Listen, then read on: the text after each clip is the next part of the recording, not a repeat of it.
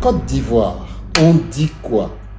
En cette période de campagne électorale, tout le monde est devenu spécialiste en communication ou alors expert en stratégie.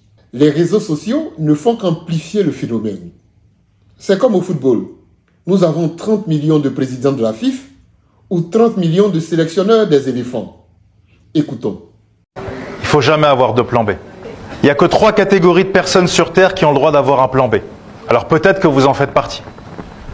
La première partie, c'est les perdants. Les perdants ont tous un plan B. La deuxième catégorie, c'est les lâches. Les lâches ont tous un plan B.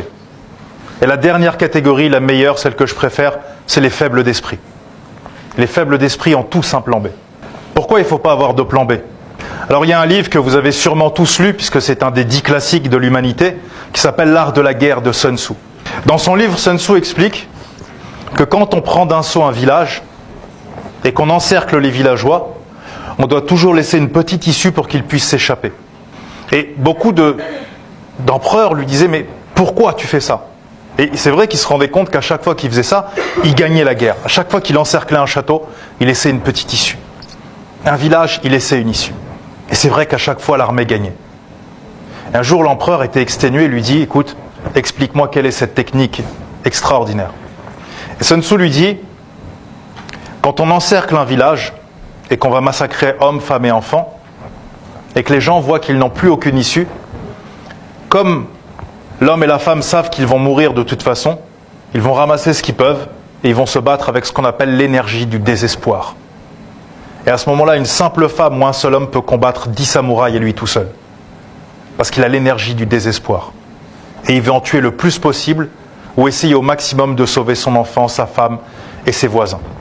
Mais si tu laisses une issue, certains s'échappent, certains hésitent et tu crées de la confusion. Donc si tu veux gagner la guerre, tu dois toujours laisser une issue aux gens.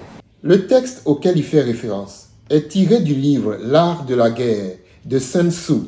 Il explique à l'auditoire que tant que vous ne vous mettrez pas dans la position de quelqu'un qui a le dos au mur, sans issue de secours, vous trouverez toujours un moyen, une raison d'abandonner votre objectif. Le cerveau, c'est la même chose que la guerre. Si tu laisses une issue dans ton cerveau et que tu te dis « Allez, je fais mon ONG. Ouais, mais au cas où ça marche pas, je fais quoi? Bah, je vais reprendre la cuisine. Bah, je vais faire ça. Ouais, non, après, je ferai ça, de toute façon. » Qu'est-ce que tu es en train de faire dans ton cerveau? La même chose que Sun Tzu fait dans un village. Tu crées une faille. Et cette faille t'empêche de te battre avec l'énergie du désespoir. Cette vidéo est totalement sortie de son contexte pour tenter d'expliquer le refus d'un plan B ou d'une solution de précaution dans la politique, dans la démocratie ivoirienne. Surtout pour conforter tous les psychorigides anti-plan B, anti-solution de précaution. Plus grave, la démocratie, ce n'est pas la guerre. En démocratie, il n'y a pas d'ennemis à tuer. Il y a des concurrents qui doivent rester en vie après les élections.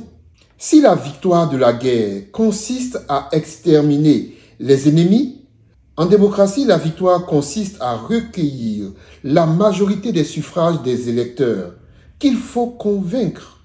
Il n'y a personne à exterminer. Des œuvres comme Le Prince de Nicolas Machiavel ou L'art de la guerre de Sun Tzu s'inscrivent dans des contextes bien précis.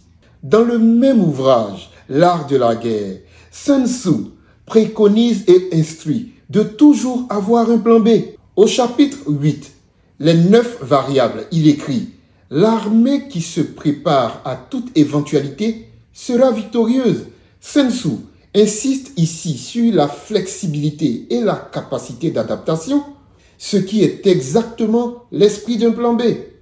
Au chapitre 11, les 9 terrains, il écrit « Ne t'enferme jamais dans une position sans issue. Ménage toujours une voie de retraite. C'est sans doute le passage le plus proche de l'idée moderne d'un plan B. Ne jamais tout miser sur un seul pion, un seul plan, une seule stratégie et garder une option de repli, une alternative. » Nous pouvons poursuivre et détailler ce qu'est un plan, une planification. Quelle est la méthodologie pour décrire et définir une stratégie? Mais nous allons nous arrêter ici pour aujourd'hui. Pour conclure, ne faites pas la politique comme des taureaux. Ne foncez pas tête baissée. Sachez évaluer votre vitesse et votre trajectoire, puis virez brusquement, si besoin, pour surprendre le matador. Sinon, à foncer tête baissée, sans plan B ou plan de précaution, vous risquez de terminer la course les oreilles coupées, et pas que.